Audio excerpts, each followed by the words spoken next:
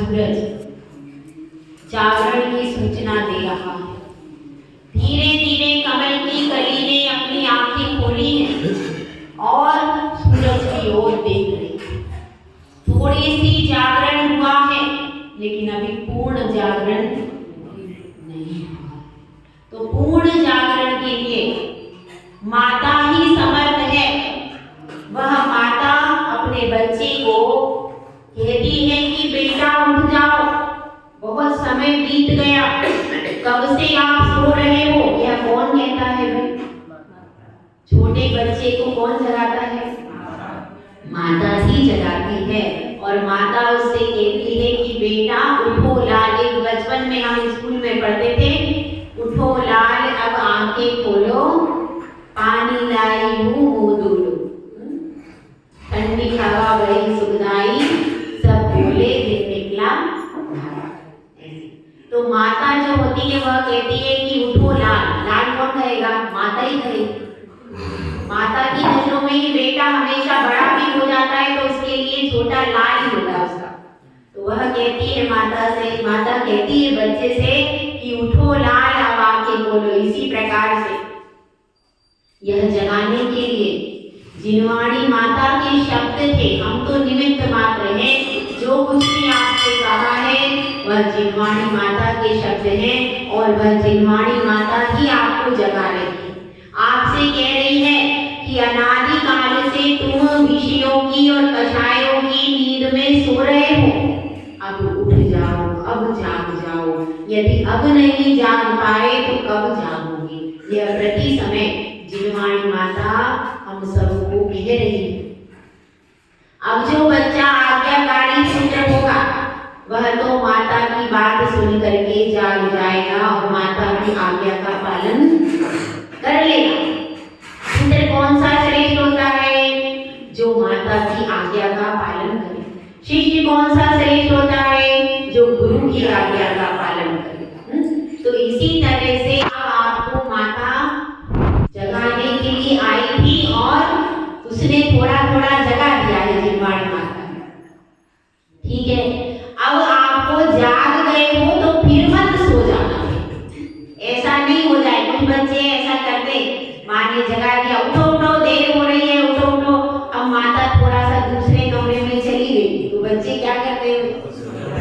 वापस सो जाते हैं। वापस बच्चे अभी तो देर है और तुरंत ओढ़ के मुंह और सो जाते हैं। तो ऐसा बच्चों को नहीं करना चाहिए, क्योंकि फिर सो जाते हैं, फिर नींद आ गई और फिर कब उठाने वाली माता आए या ना आए। क्योंकि जिनवाणी माता कभी कभी पुण्य से जिनवाणी माता जगाती है आपको, बार बार वह पुण्य भी मिलता। अनादिकाल से हमको इतना पुण्य नहीं मिला कि जिनवाणी माता हमको जगा सके। आज हमारे पल्ले में इतना पुण्य आया कि जिनवाणी हमको जगा रही है।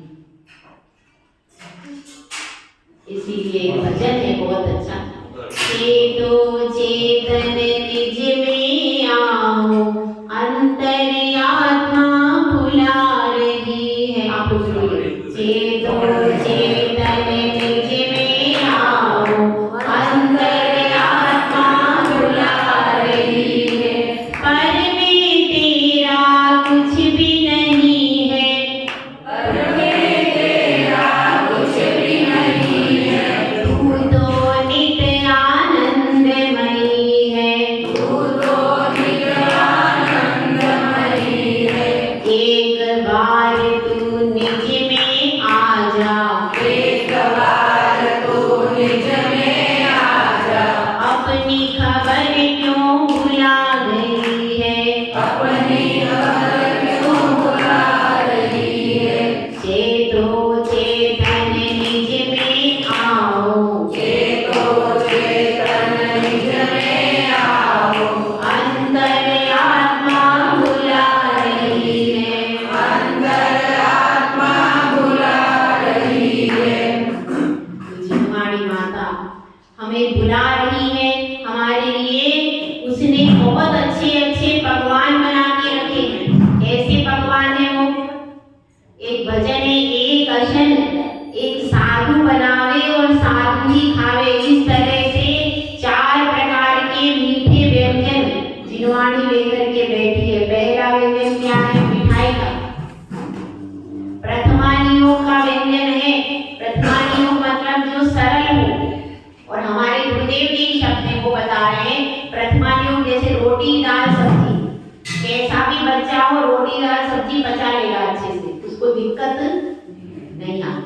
ठीक है। तो प्रथमा नियोग क्या है? रोटी दाल सब्जी के समान है, जिसको छोटे से छोटा बच्चा भी पढ़ करके समझ सकता। दूसरा क्या है? प्रथमम करणम। क्या होता है? चरण आता है कि करण आता है भाई? दूसरे नंबर पे करण आता है कि चरण आता है? चरणम आता है, वही तो हम कह रहे हैं। प्रथमम चरणम, फिर उसके बाद चलने के लिए चाहिए, तो चलने के लिए प्रथमम करणम चरणम आता है। करणम आहे। वही तो हम प्रथमानियोग करणानियोग प्रथमम करणम चरणम द्रव्यम। करण आता है ना? करण आता है। करण का मतलब है अब रोटी पचने लगी बच्चे को, रोटी दाल सब्जी बच्चा अच्छे से खा लेता है, पच जाती, तो माता कहती है भैया बहुत दिन हो गए, अब हलवा बनाना चाहिए, बच्चे को हलवा खिलाएंगे। तो दूसरा क्या है? करणानियोग। वह कैसा है? वह हलवा नहीं है, वह चने हैं। अब बच्चे के दांत आ गए, दांत आने के बाद क्या देते हैं उसको चबाने के लिए? चने। तो करणानियोग चने के समान है, क्योंकि चने चबाना हर व्यक्ति की बस की बात नहीं है। तो चने कैसे होते हैं? चने चबाने के लिए देते हैं, वह करणानियोग चने के समान है। उसको पढ़ने में बहुत ज्यादा बुद्धि लगानी पड़ती है, एकाग्रता चाहिए, क्योंकि उसमें सारा मैथ है, मैथ है और 3 लोग के भूगोल और गणित में मुख्य रूप से भूगोल और गणित की सारी जटिलताएं किसमें है? करणानियोग। उसमें जैन भूगोल है, अधोलोक मध्यलोक आदि का पूरा वर्णन है। और क्या है? और गणित है। जैन गणित बिल्कुल अलग ही, उसमें अंक गणित भी, अर्थ संदृष्टि और अंक संदृष्टि दोनों प्रकार की संदृष्टि है। तो करणानियोग में क्या है? गणित और भूगोल। उसके बाद क्या आता है? चरणानियोग। तो अब बच्चे ने रोटी दाल सब्जी भी खा ली, हलवा भी खा लिया, तो अब चरणानियोग किस प्रकार का है? चरणानियोग ऐसा है कि जिसमें सबका मिश्रण है, उसमें प्रथमानियोग भी है और उसमें करणानियोग की भी बातें हैं, क्योंकि उसको चलाना है आगे, तो उसको सब प्रकार का ज्ञान होना चाहिए। जिसको प्रथमानियोग का ज्ञान नहीं है, तो उसके पास धैर्य नहीं होगा, और जिसको सिद्धांत का थोड़ा सा ज्ञान नहीं है, तो वह तुरंत डगमगा जाएगा। कोई आकर कह दे अभी तो मोक्ष मार्ग नहीं है, क्यों दीक्षा लेंगे, तो व्यक्ति तुरंत भटक जाएगा, अरे मैंने तो दीक्षा नहीं ली, अपने क्या? कौन? जिसको सिद्धांत का ज्ञान है, और जिसको यह सिद्धांत का ज्ञान है कि नहीं यह मोक्ष मार्ग है और यह सिद्धांत है, अनादि काल से निर्ग्रंथ मुद्रा से मोक्ष जाते, जिसको सिद्धांतों का पूरा ज्ञान होगा, वह कभी भी भटकेगा नहीं, भटकेगा। वह अपने सिद्धांत का प्रतिपादन करके तरह तरह के वाद विवादों से जीत जाएगा, पर कब? जब उसको करणानियोग का ज्ञान होगा। तो चरणानियोग में सब कुछ एक प्रकार से सारी चीजें, पर वह चलना सिखाता है। तो बेटे ने भोजन कर लिया, अब माता कहती है कि भाई चलो मेरी उंगली पकड़ करके आगे चलो। तो चलाने में सहायक है वह कौन है? उसके बाद क्या है? द्रव्यानियोग। उसके बाद द्रव्यानियोग कहते हैं हलवे के समान। जिस प्रकार से हलवा हो जाता है, खाने में मधुर लगता है, लेकिन उसको पचाने के लिए शक्ति चाहिए। हर व्यक्ति बादाम का हलवा खा के पचा नहीं सकता, तो हलवा भी बच्चा ज्यादा खा लेगा तो पेट में दर्द। तो द्रव्यानियोग कैसा है? समय सार आदि, समय सार आदि जो ग्रंथ हैं, इनको पढ़ने के बाद इनकी सही भाव वासना होना जरूरी है, क्योंकि यहाँ पर नए चक्र है, पूरा नए चक्र के माध्यम से द्रव्यानियोग कहा गया। यदि आपको नए चक्र का ज्ञान नहीं है, तो भी आप उसका सही अर्थ निकालने में समर्थ नहीं होंगे। इसीलिए द्रव्यानियोग हमेशा गुरुओं के सानिध्य में पढ़ना चाहिए। उसमें द्रव्य संग्रह है, समय सार आपने सुना होगा, प्रवचन सार, नियम सार, किसमें आते हैं? द्रव्यानियोग। तो ये 4 प्रकार का व्यंजन है। यह कौन लेकर के आता है? जिनवाणी माता। हर समय आपके पास यह व्यंजन उपलब्ध है। घर के तो घर में जाना पड़ता है, कोई माता रूठ जाए और पत्नी रूठ जाए तो भोजन भी नहीं मिले भाई। यहाँ जिनवाणी माता आपको हर समय ये 4 प्रकार के व्यंजनों की थाल लेके आई है और आपको समझा रही है। चरणामृत वास्तव में पेय पदार्थ के समान है। जिस प्रकार से पेय पदार्थ पी करके व्यक्ति क्या होता है, जूस आदि जो होता है उसको पीने के बाद एकदम तरावट आती है और व्यक्ति जल्दी चल जाता है। यदि आपको गर्मी के दिनों और आपको तेज प्यास लगे तो आप पानी पी के बहुत जल्दी आगे बढ़ जाओगे, लेकिन आप ठोस आहार कर लोगे तो नहीं चल पाओगे। जैसे अपन शिखर जी जाते हैं तो शिखर जी जाते हैं तो अपन पानी पी लेते हैं पर ठोस आहार कभी नहीं करते। क्यों? अगर ठोस आहार कर लेंगे तो पहाड़ की चढ़ाई, इसीलिए चलने के लिए पेय पदार्थ आपके लिए सहायक होता है। तो अब अपनी बात चल रही है, उस जिनवाणी माता का रसपान आप अभी कर रहे थे, इसी के माध्यम से कर रहे थे, लेकिन अब स्वतंत्र रूप से उसको बैठ करके पढ़ना है। और सबसे पहले कौन सी जिनवाणी पढ़ना है? प्रथमा नियोग। प्रथमा नियोग क्या देता है? प्रथमा नियोग धैर्य देता है। जब एक महिला यदि प्रथमा नियोग पढ़े तो उसको क्या मिलेगा? उसको सीता जैसा धैर्य आएगा कि इतनी विकट परिस्थिति रही, पूरे जीवन जंगलों में बिताया। उसने कहाँ बिताया जीवन? पूरा जीवन उसका जंगलों में बीता। कुछ समय के लिए अयोध्या में बाद में आई और पुत्र रत्न के उत्पन्न होने से पहले फिर जंगल में निकाल दी गई। तो उसने जीवन कैसा जिया? और फिर उसने दीक्षा ली तो उसने पूरा जीवन तो जंगल में ही बीता।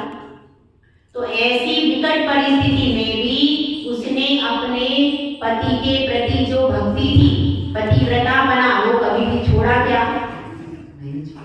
और धर्म को भी, तो वही ऐसे ही हमको भी अपने शील को भी संभाल के रखना है और धर्म को भी संभाल के रखना। दोनों चीजों, 2 चीजें हैं जिनसे हम आगे बढ़ते हैं। एक तो हमारा शील, शील यदि नहीं है तो फिर कुछ भी, उसी शील से हम धीरे धीरे आगे बढ़ते हैं, हमारा शरीर स्वस्थ रहता है, समाज में सम्मान मिलता है। तो शील को संभालना है और दूसरा क्या संभालना है? धर्म को संभालना। तो शील और धर्म को संभालने की प्रेरणा कौन दे रही है? जिनवाणी माता। तो उसका आपको प्रथमा नियोग धैर्य सिखाता है। जिसको सीता के चरित्र का ज्ञान होगा, जिसने पद्म पुराण हृदय की गहराइयों से पढ़ा होगा, वह बेटी कभी भी आपकी ससुराल में जाएगी तो कभी वो हिम्मत नहीं हारेगी। वह सोचती रहेगी, नहीं सीता ने इतना दुख सहा, अंजना ने इतना दुख सहा, सब देखो इतनी बड़ी बड़ी सती, इतनी महान की सती है। तो इसीलिए बच्चियों को सतियों के चरित्र पढ़ाना चाहिए। हम पढ़ाते ही नहीं। पहले क्या होता था? अठाई रासा और इस तरह से कई रासा सीता की लावनी, उसको महिलाएं बूढ़ी गाती रहती थी। तो उसको सुन सुन करके जो महिलाएं, नवीन बच्चे भी होते थे, बच्चे भी समझ जाते थे कि भाई ऐसा स्वरूप हमारे धर्म का है। अब तो गाने का चलन ही समाप्त हो गया। तो बच्चियों को हमेशा सतियों के जीवन चरित्र सुनाना चाहिए। और जो बच्चे हैं उनको हमारे जो बाकी जो पुण्य पुरुष हैं उनके जीवन चरित्र याद कराओ। उनको याद होना चाहिए बच्चों को, ताकि कोई संकट आए तो उसको तुरंत उनको याद आ जाए कि नहीं भाई इस परिस्थिति में राम ने क्या किया था। जब उसने वनवास भी उसको हो गया, हुआ नहीं बल्कि स्वयं चुन लिया। क्यों? मेरा पुत्र वैरागी होकर दीक्षा ले लेगा। किसने कहा है मालूम है आपको? पता?